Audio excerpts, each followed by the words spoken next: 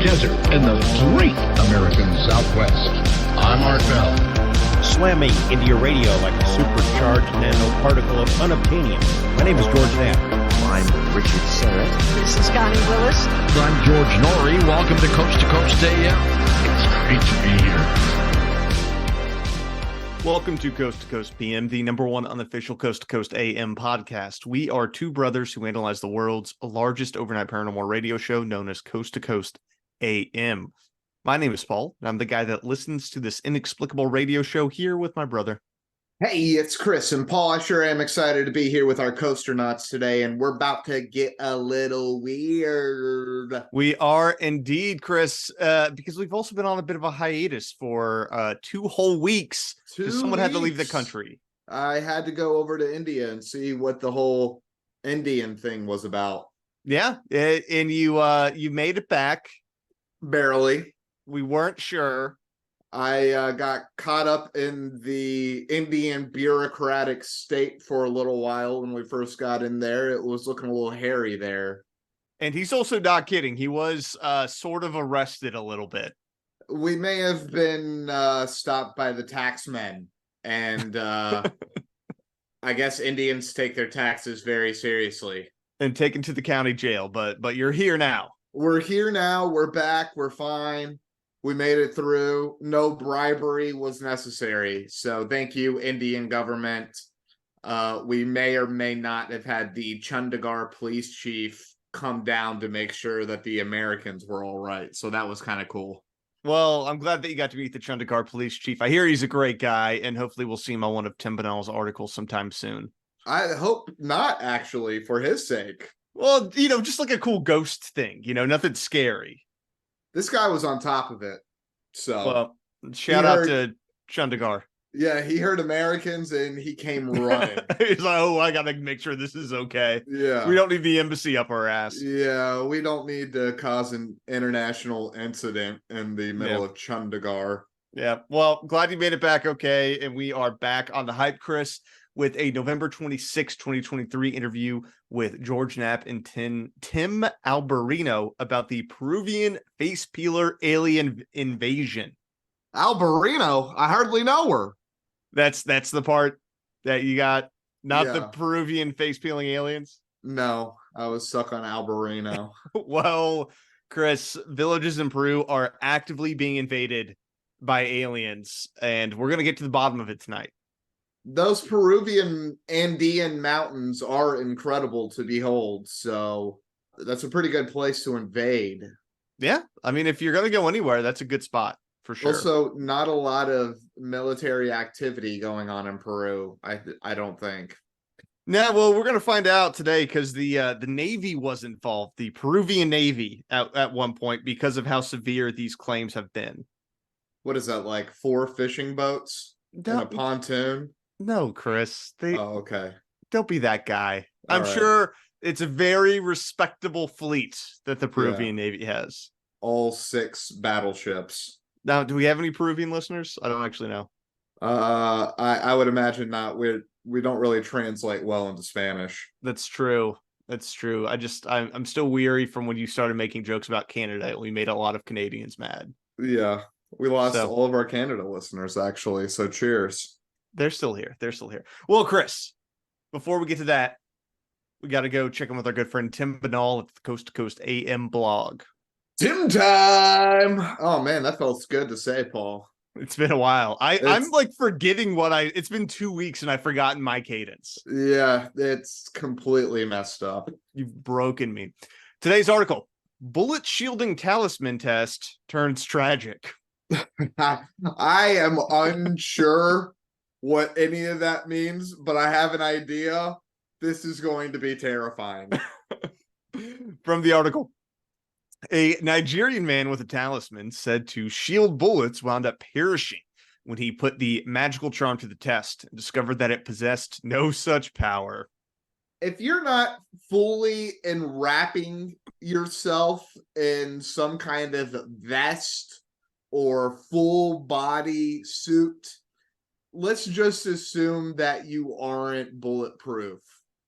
And that's also just something I don't want to test. Like, I wouldn't want to test a Kevlar vest. No. You know, I'm like, I'm just going to trust that it works. I want a heavily tested Kevlar vest, and then I don't want to find out if I'm wearing one. No, never want to be shot. I don't care how much protection I have.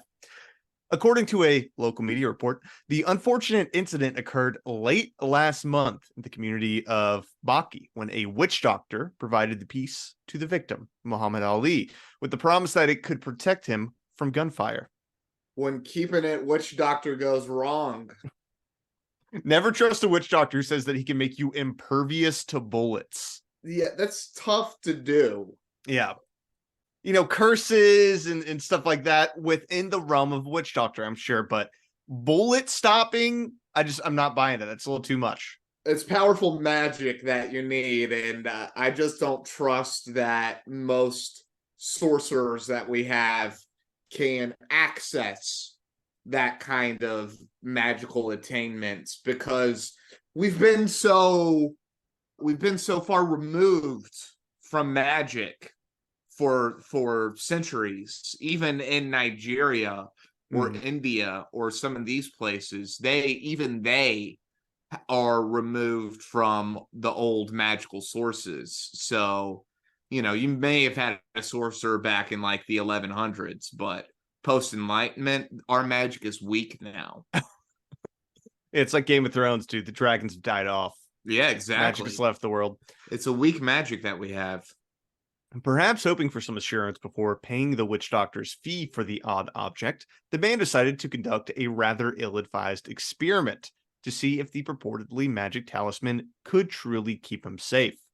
I would go with, witch doctor, can I shoot you while you're wearing it? That feels better. Let's shoot myself while I'm wearing this thing. Alongside the sorcerer and 3 other men, Ali headed out into a forested area near the town, donned the talisman, and instructed the sorcerer to shoot him with a rifle. Oh my lord. See, this is what I'm saying. Why would you test it on yourself? Also, why would the witch doctor agree to shoot this guy? He must have really believed in his own magic. I don't understand. What do you think was going to happen? I wonder if he was going with, I'm going to miss this guy, claiming that I was aiming right at him. Yeah. But messed up and actually hit this guy. Well, let's find out. No doubt sensing that his magical reputation was on the line, the witch doctor dutifully complied and pulled the trigger, sending a bullet smashing through the charm into Ali's body. He actually shot the charm? Yeah, he's apparently a good shot, man. Dead-eye shot, shoots the charm. The charm is such a weak metal that the bullet just goes through it like it was going through a balloon. Yeah. Man, that's how you really know it didn't work, is because if you shoot the charm, come on.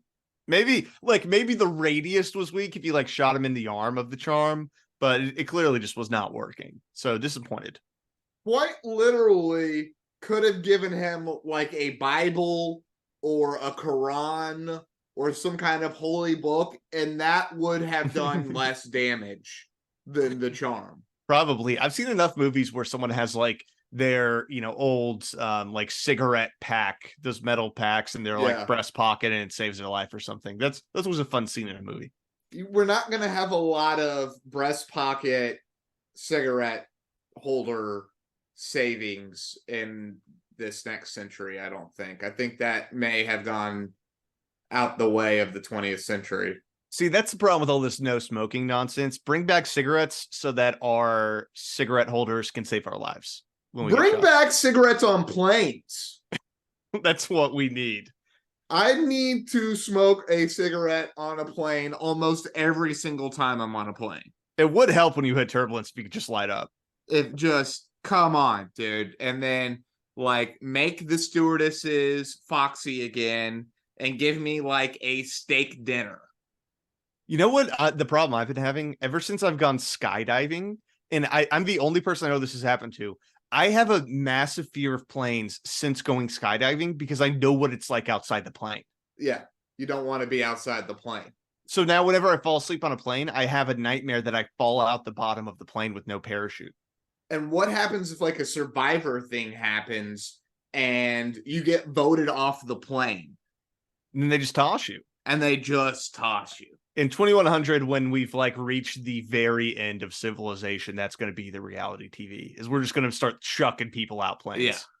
It'll be It's great. the last person standing before you run out of gas. Complete degradation of everything. Yes. But back to the article, Chris.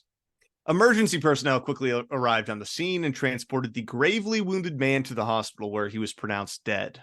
Authorities subsequently arrested the sorcerer as well as the other participants in the tragic experiment and stressed to the residents that participating in such tests of allegedly magical items can have a similarly tragic outcome.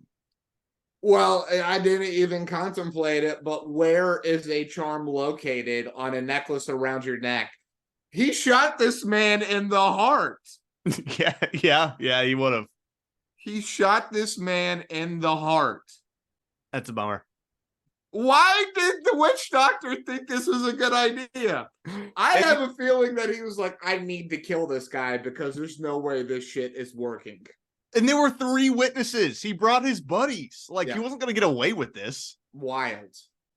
So, you know who I feel really bad for is the friends who got arrested because they were just trying to see if the talisman worked. Like, if I had a buddy who's like, yo, a witch doctor's going to shoot me with this magic talisman on, I'd be like, yeah, I'll watch that. I will, again, as one of any of my buddies who was to do this, I would be like, we should really be shooting the witch doctor. And not you. If the witch doctor believes that greatly in his talisman, he should take the bullet. He should take the bullet. I love that the witch doctor shoots the talisman, that shatters, and then it has enough force to then go ahead and kill this poor Nigerian man who, again, what did he need a bulletproof charm in the first place? That's an unanswered question. We need some follow-up work by Tim.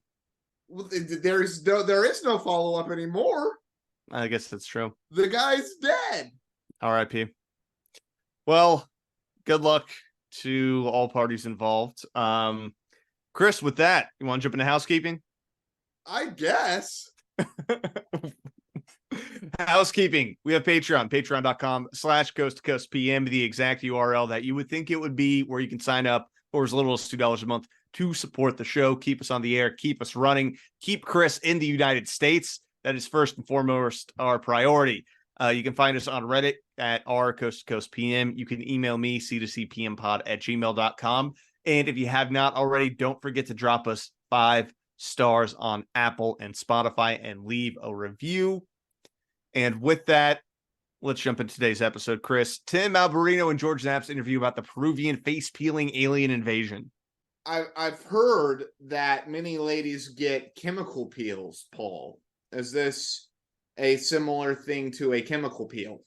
Very different, Chris. Let's get a okay. quick overview from George Knapp about how this is not a chemical peel. Okay, all right. We started reading and seeing snippets, bits and pieces, 1 or 2 videos on social media about some very strange events being reported in South America, more specifically in Peru. Villagers living out in the Peruvian Amazon, in an area far removed from much of modern civilization, were posting these videos on X and other social media showing these vague glimpses of what the locals said were attacks from the sky. Strange beings would swoop out of the sky, always at night. They seemed to be wearing some sort of advanced body armor and these weird elongated helmets over their giant heads, flying atop these little pads that were attached to their feet.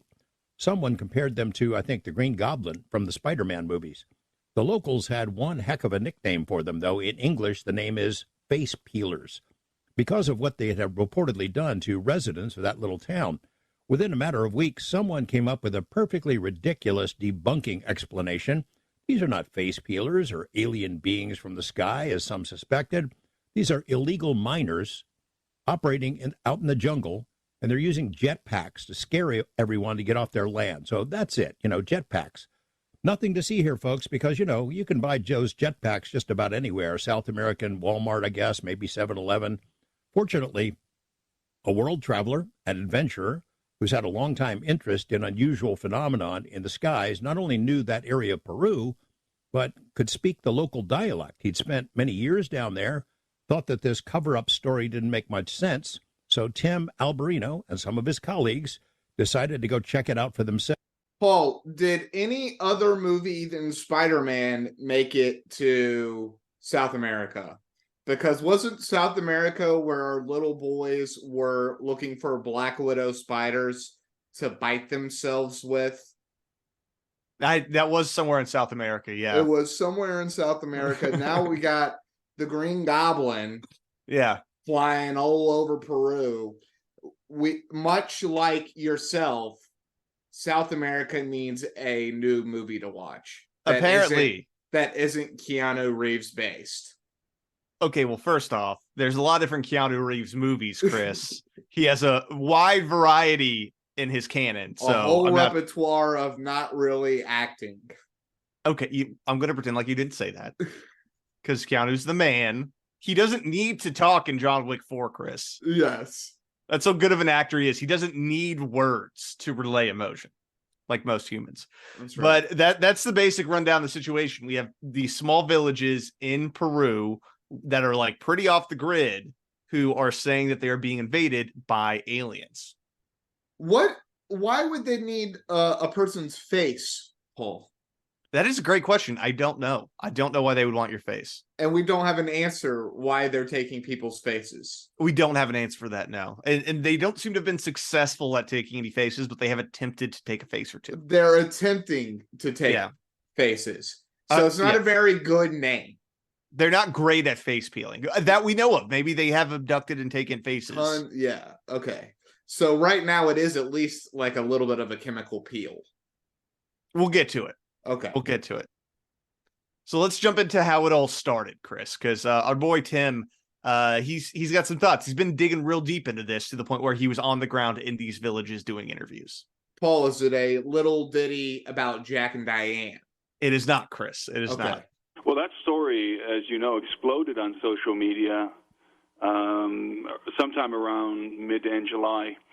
And it was so bizarre. And what made it go viral on social media are the videos that were captured in the villages. Now, it's important to understand that there's the initial video came out of a village called San Antonio de Pintuyacu, which is not far from Iquitos in the state of Loreto, in the Amazon region of Peru. And a young man named Christian from the village, the school teacher in the village, captured a very chaotic scene at nighttime in which the villagers were running around in the jungle with their flashlights, discharging their firearms into the forest at unidentified, unseen assailants. And they were obviously very alarmed by whatever it was that they were confronting. Some of the villagers made the astonishing claim that they were being assailed by extraterrestrials, that there were incursions being made into their village by these very strange entities. To be fair, if I was a extraterrestrial that had just traveled possibly hundreds, if not thousands of light years, the first people I would want to mess with would be like the village people in a far off Peruvian mountain. Do you think it's just like an easier starting point? I mean, it's lower population, less technology. I think generally more fun to mess with. Oh, just pure enjoyment, you think? Yeah, I think it's just, we got like some adolescent, maybe teenage aliens just goofing around. I do wonder that because we often look for, I guess, more interesting reasons that aliens are invading. Like, they're here on like scientific discoveries, or they're trying to like, take our genetic DNA and like run an analysis on it. But we always forget about the fact that we have people who go to far off places just to shoot lions for fun. Right. So you never know. It could just be them screwing with us. And not to say that there aren't important scientific aliens doing work here on Earth. Yeah. But not all of them are here for good reasons. Mm-hmm. And not all of them are here necessarily for bad reasons. But I bet there are plenty of mischievous aliens out there. Yeah. Some could just be on vacation. We don't know. Right. And again, Go into the mountains. There's some really old stuff there, probably that their ancestors helped build. And so, you kind of go back and you're like, yeah, this is where granddad helped the first Americans build a temple to what we were calling the moon god. We told him it was a big flying snake. Ha ha ha. Stupid humans. Got him. Well, on top of them flying on some sort of saucer disc, Chris, apparently they also have laser beams that they're shooting. Like Quetzalcoatl probably means butt cheese or something in the alien language, and we're all like worshiping butt cheese, and they're just all the aliens are sitting there laughing at us like they are so stupid. So you had incidents in which villagers were hit with some kind of a laser beam by these strange assailants and sustained various sorts of injuries. So all of this was going on in the same period of time. There was a video released around this time from the city of Nauta, again, in the same region. And this video was apparently, it depicted some sort of phenomenon that was happening. And it was again a very chaotic scene at night, and you could see something. They were training their flashlights on something, yelling, "There it is, there it is!" And that something, to me, as I analyzed the video, appeared to be a being of some sort. They had laser beams, Paul. Laser beams. They did. And this was when the government had to send in cops because there was an attack on a young girl, and the police had to come in. They came in on Navy boats, but the Navy didn't actually go in and do anything. They just escorted the police there, and the police came in and investigated and then said, oh, it's miners with jetpacks flying through the forests, which does not make a ton of sense. Yeah, those Peruvian miners with their jetpacks. Like, jetpacks aren't actually a thing. There's that one Iron Man guy that has the jetpack, but it only flies for like 20 minutes. And it's basically he strapped a bunch of jet engines to his back. So it's super dangerous, really limited range. It's not something that you would just be using in the Peruvian forest if you're a poor miner. There's the water jetpacks, Paul. Those are a bit of a thing. You need a body of water to be in for it to work. That would also be, yeah, but it has that giant stream of water shooting down. Yeah. None of these do I think are feasible in the region. No, I don't think so. So our boy Tim, he actually goes in into the villages. He's invited into the villages by the elders after communicating with the people in the village. He brings a bunch of like supplies because they're like running out of food and stuff because they aren't going to their farms. And then he talks to one of the kids who recorded one of the videos. Yeah, I want to give credit to ufologist Ronnie Burnett he's a Brazilian ufologist who connected me with Christian. That's how I was able to get in contact with the village. And when I talked to Christian, I found out a couple of things. First of all, I found out that the villagers were still very anxious.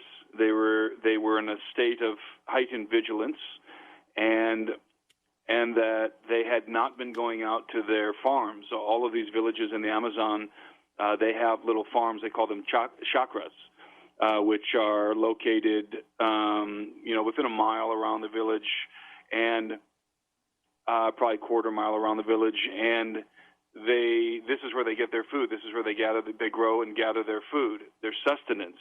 And because of what had been occurring in the village, they stopped going out to their chakras for fear of being assailed by these beings, these people. And when he told me that, I realized that it would be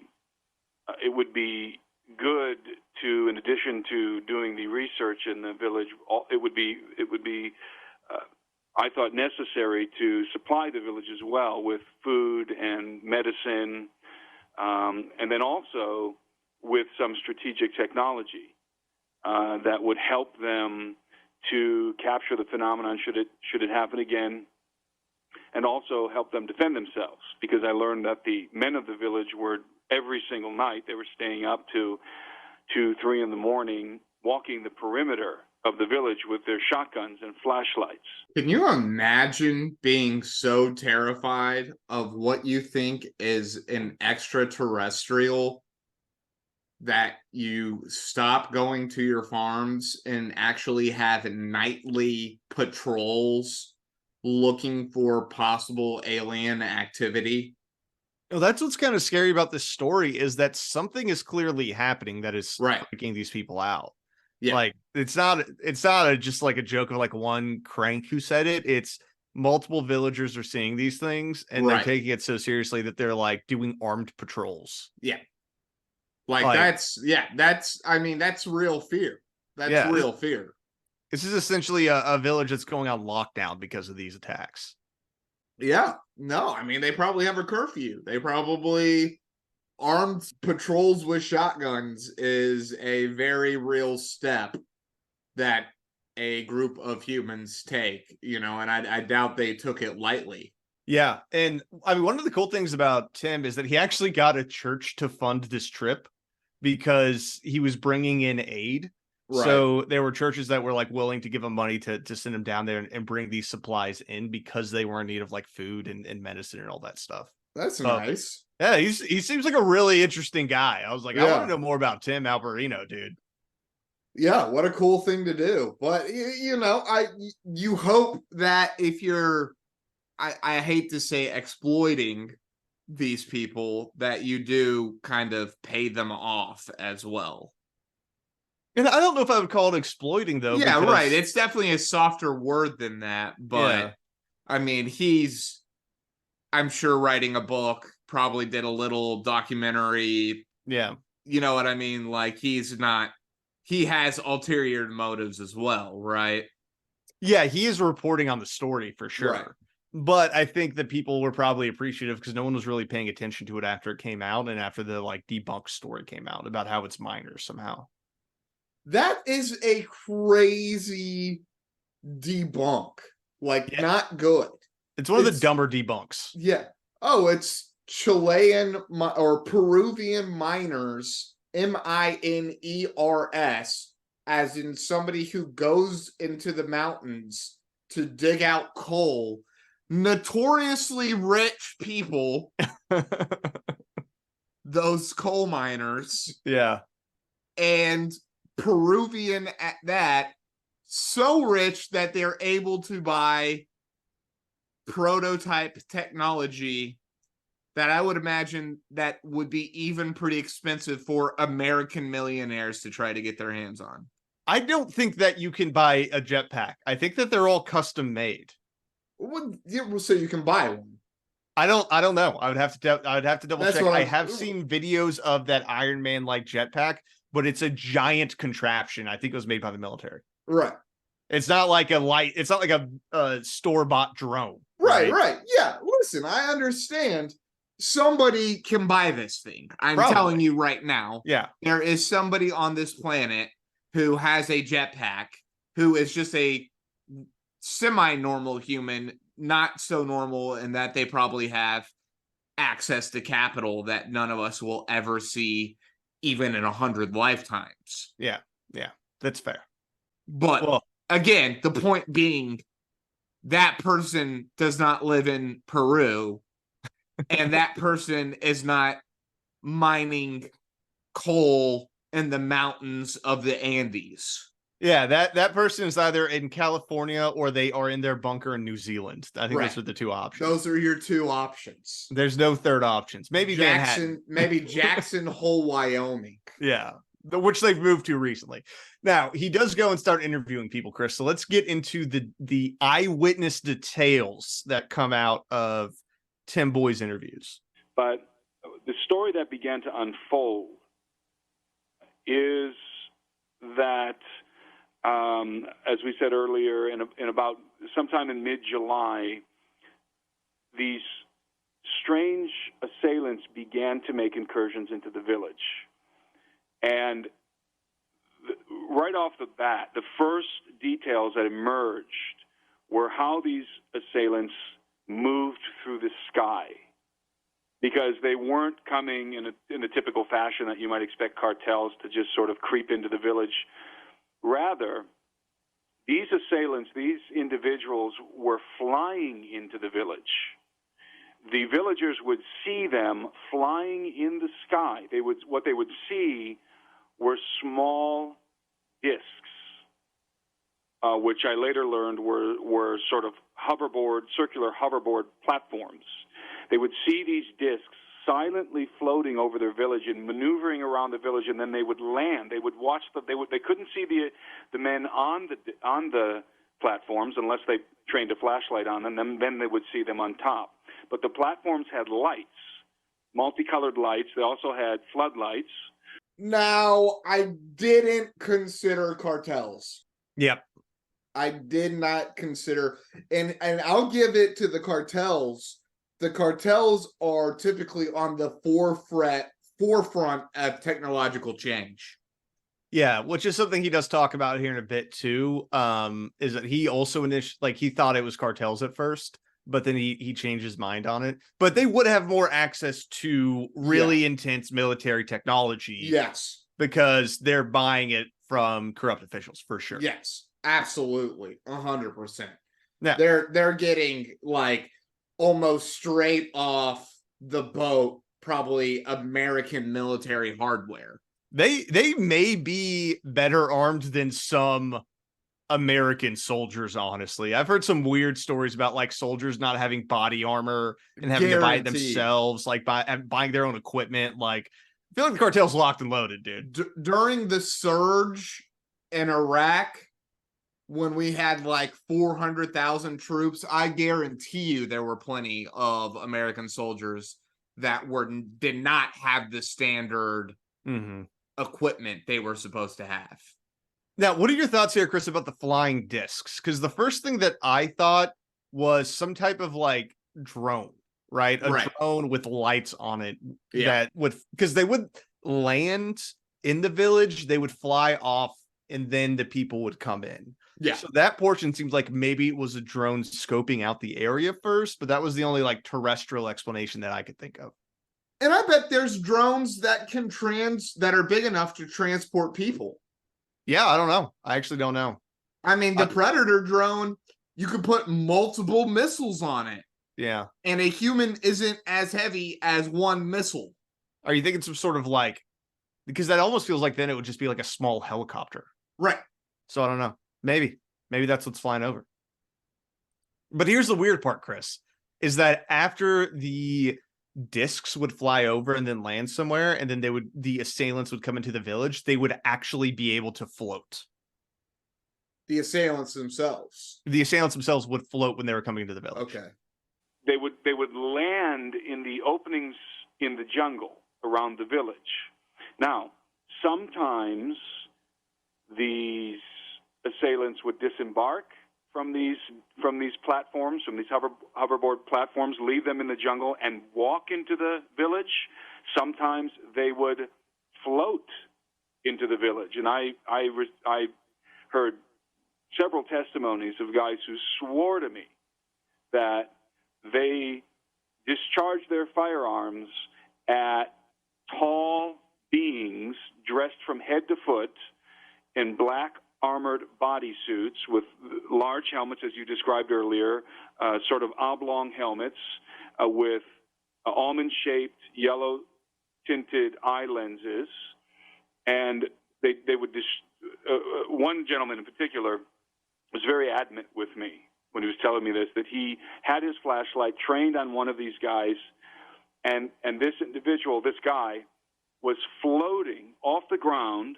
He wasn't on one of these hoverboard platforms. Rather, he had disembarked and had floated into the village because apparently on their footwear they have these small discs. Dude, this is special ops training.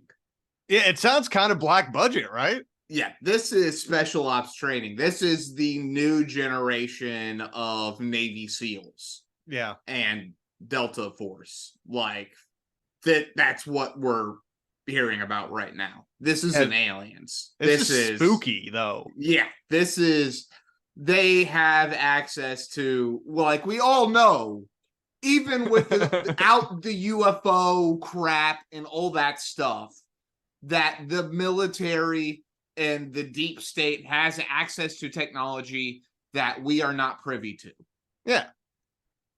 It could be 6 months ahead of us, 2 years ahead of us, 10 years ahead of us.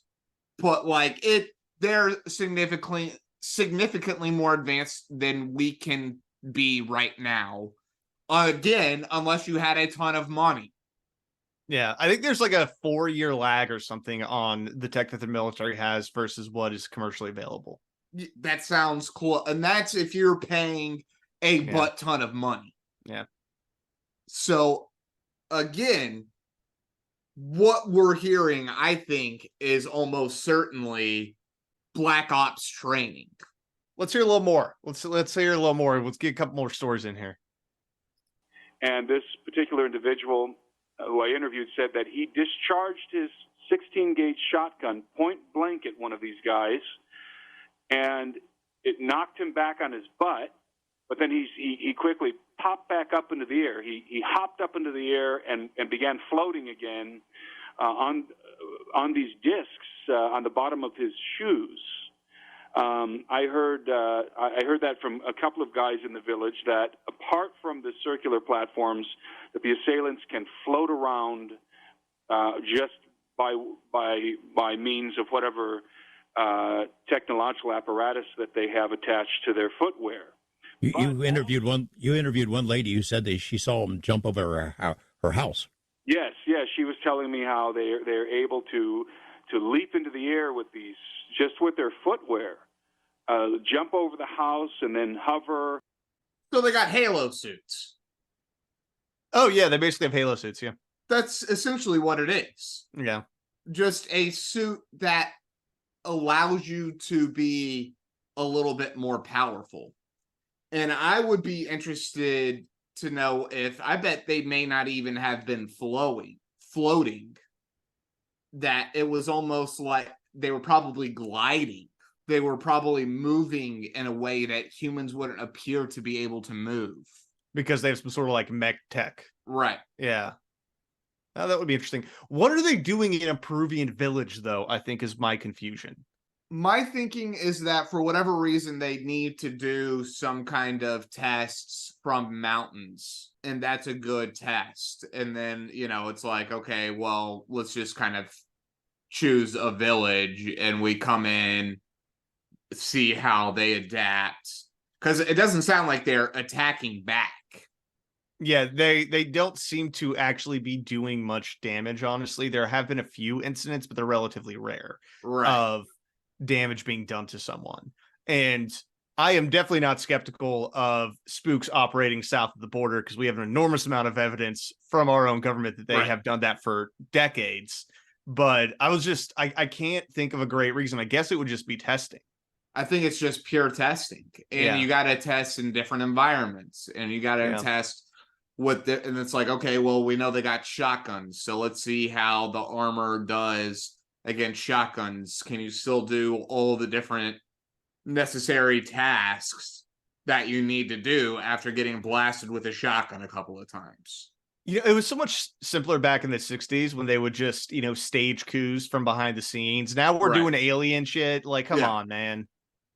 But it's easy. It's so easy to just like, it's aliens, and then everyone's like, yeah, it's aliens. And then the whole time it's just a bunch of freaking Chads, ex-football players that love America and have been brainwashed into becoming Green Berets or Navy SEALs.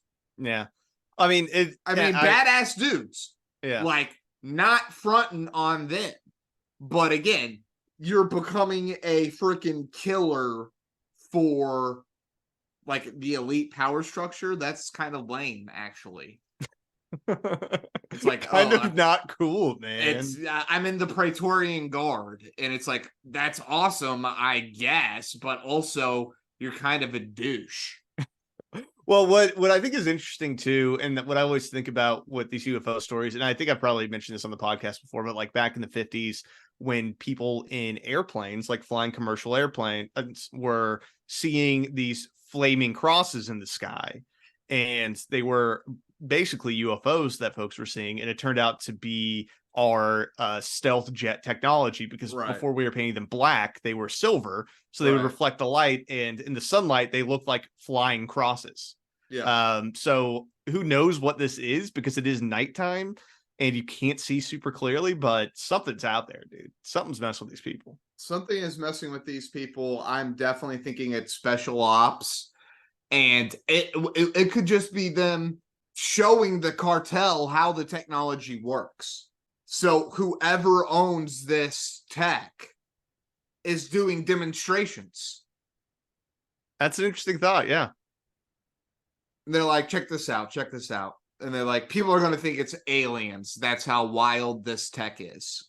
We've ran drugs before, so who really knows? Well, let's get a bit more into what they look like, Chris. Mysterious assailants are dressed head to foot in black. They're black armored bodysuits. As I said earlier, they're wearing these helmets that cover their faces, and the helmets are elongated in the back. They also have small backpacks on, hard shell backpacks, but they do not use the backpacks for propulsion. Rather, they use the apparatuses on their boots, on their footwear, and also these circular hoverboard platforms. They're pretty tall, right? That's how they maneuver. They're about the way that they were described to me. I'm 6'1", and so I would use my height as an example and as a reference for the height of these assailants. And they all said they were taller than me. So we're talking about anywhere from 6.5 to 7.5 feet tall. Some of them swore they were even larger. This has sounded more and more like a Halo suit, dude. Yeah. Because, I mean, it'll make you a little bit bigger because you got a helmet on. But I'm not to say 7.5 feet tall isn't tall enough for me to think that we are actually dealing with like some sort of giant humanoid. To me, I'm in a scared situation and there's someone who's large in front of me. Right. So I'm kind of making my story's a little hyperbolic at that point.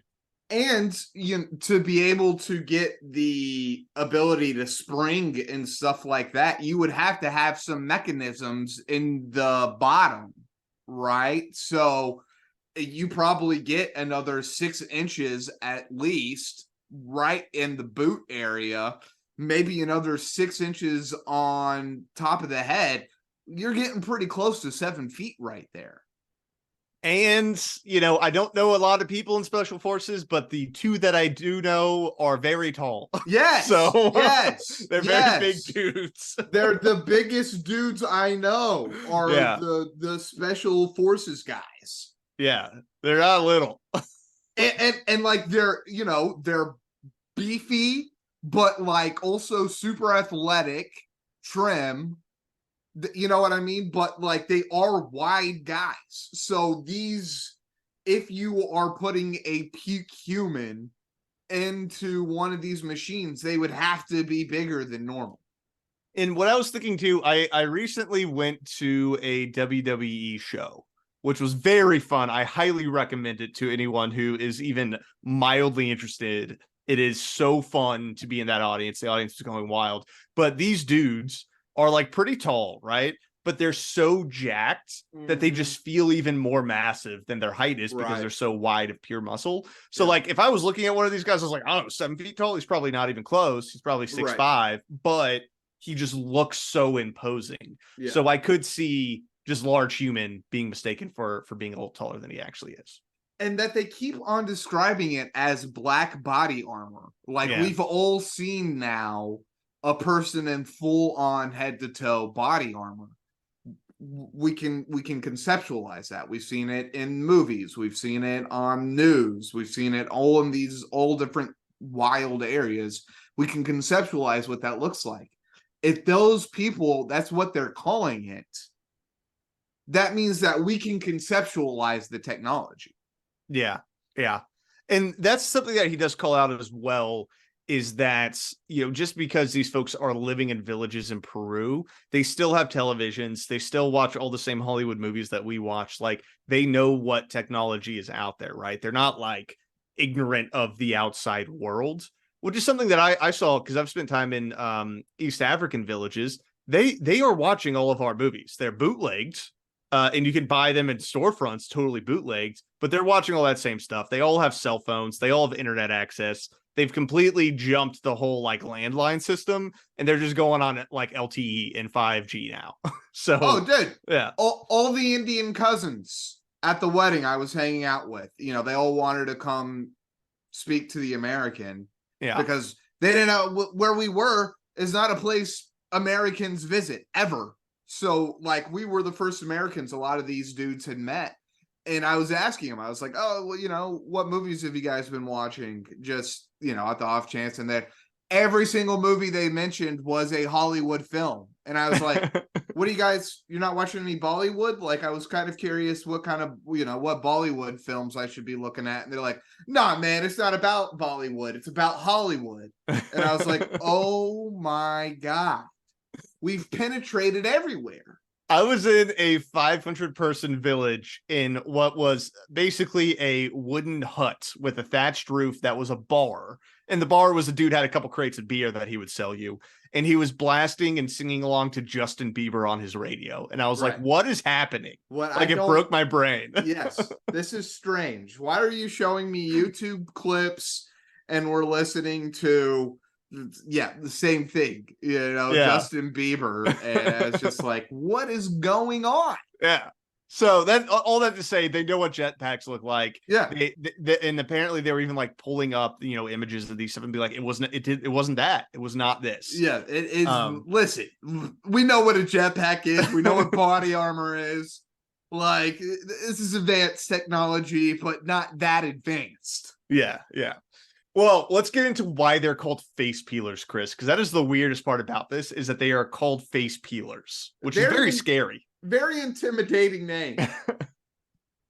So it's the legend of the pelacaras, which translates to face peelers. And the pelacaras, I heard about the pelacaras when I lived in the Amazon years ago, 20 years ago. And it's sort of like an old wives' tale where the moms would tell their kids, don't go running around at nighttime, don't go too far away from the house at nighttime where the pelacaras will get you and peel your face off, that sort of thing. I know that the phenomenon is about 40 years old. It's not older than that. I know that for sure because I talked to a lot of the villagers. The elderly people said this was not a thing in our time, and the guys that were my age and older than me said, we heard about it when we were kids. So it's about 40 years or so. It goes back to the 1980s, I think. So it's not that old. Yeah, and that's the interesting thing, is that my initial thought was this is more of an ancient tradition that is being applied to what's happening today. Right. But the term pelacara and the face cutting in general is literally 40 years old. Like, no one was talking. This isn't some ancient tradition. This is a recent phenomenon. Well, and again, that has a lot of cartel flavor to it, right? Like the face carvers, like they'll peel off your face. You know what I mean? Like that was my immediate thought. I was like, oh man, if this happens in the 80s, that's when the CIA's there growing cocaine. Yeah, and that's like, heyday of the cartel, dude, 1980s. Come on.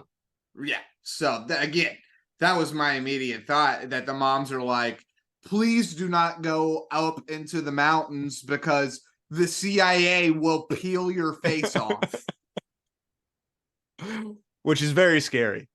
And again, checks out. Totally checks out. And guess what? I wouldn't be going into the mountains if I knew there were face peelers up there. All you had to say was the CIA's here now, and I'd be like, I may not leave my house ever. Well, do you want to hear an abduction story, Chris? One of the young girl that actually brought the cops in? Oh my God. I don't know if I do, dude. Because again, young girl, CIA, mountains of Peru. None of this is good. None of this is good. Don't trust it. Don't trust it.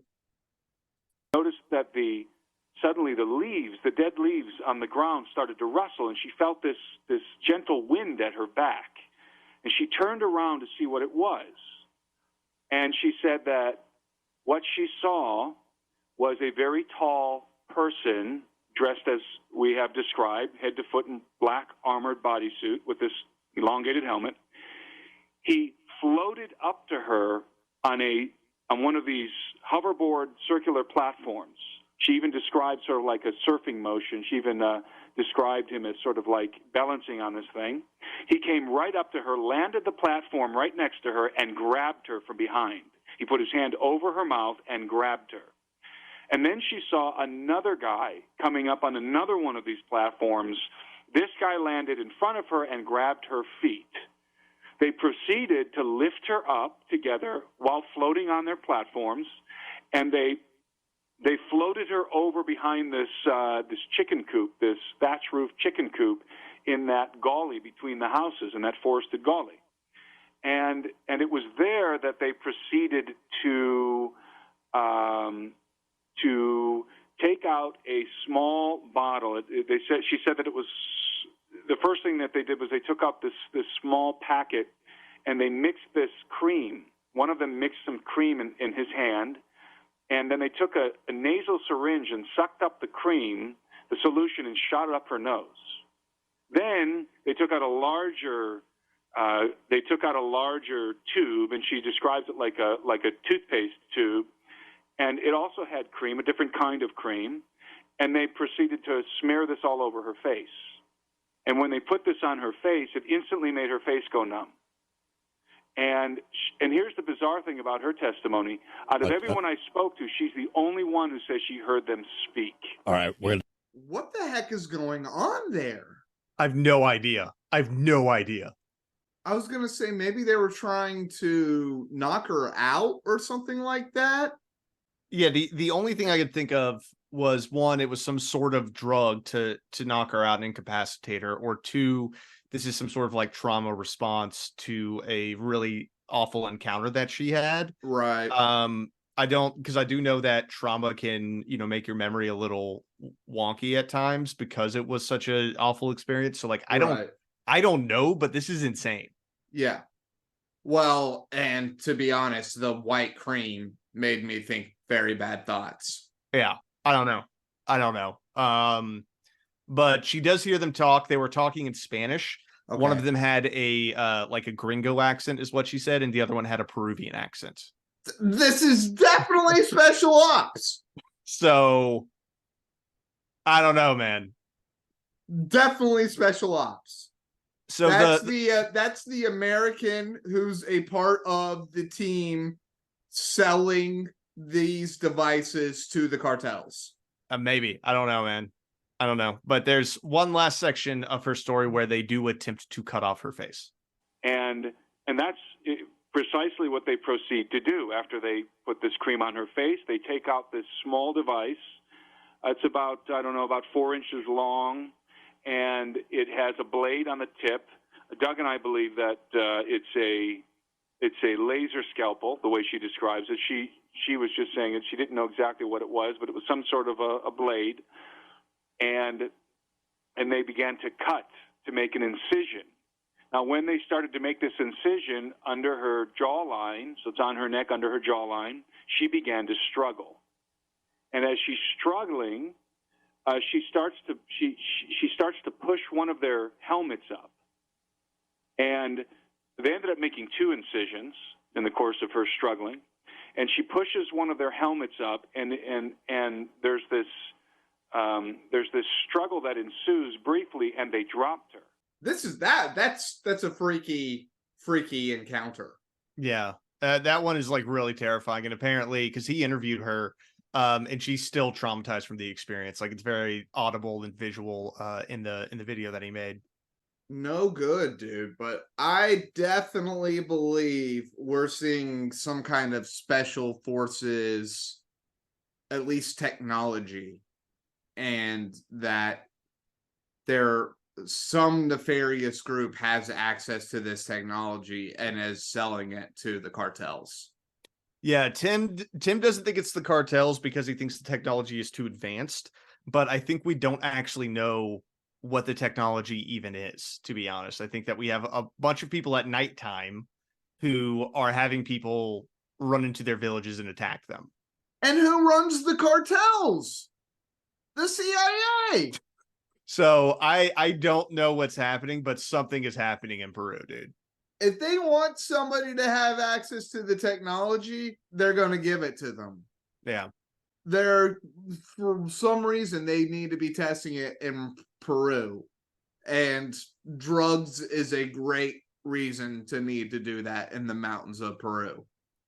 Well, Chris, that is our Peruvian face peeler alien invasion story on a scale of 1 to 5 CIA hoverboards. What do you give our boy Tim Alberino? At least 4, maybe 4.5 CIA hoverboards.